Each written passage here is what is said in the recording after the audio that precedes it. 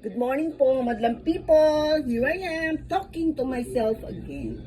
Naalala ko kasi kanina, habang nanonood ako ng TV Patrol, kausap yung ate ko sa Hawaii, si Hawaiiana.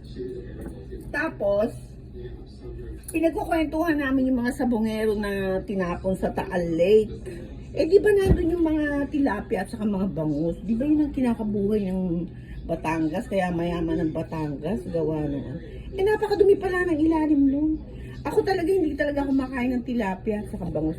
Noong nasa Pilipinas pa ako, kumakain ako ng bangus. Ang alam kong bangus, masarap galing sa dagupan. Tapos ganito na nga.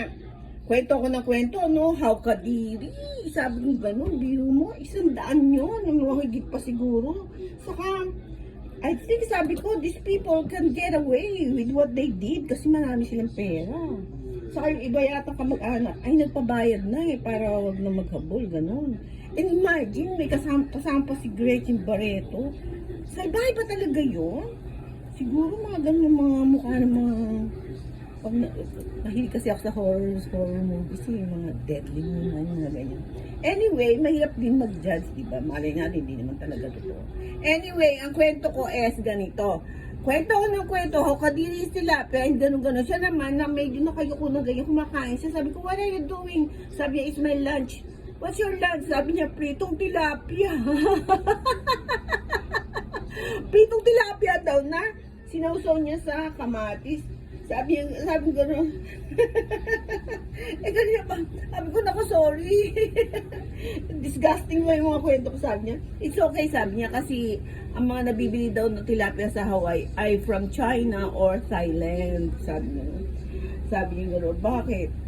Malay mo ka ako. Kasi ang mga...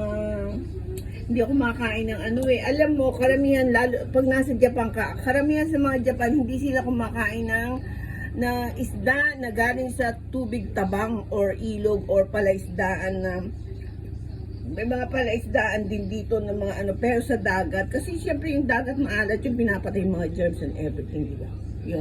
Yun lang. So sorry sis. Di pa ako naghihila mo sa just talking to myself. Bye.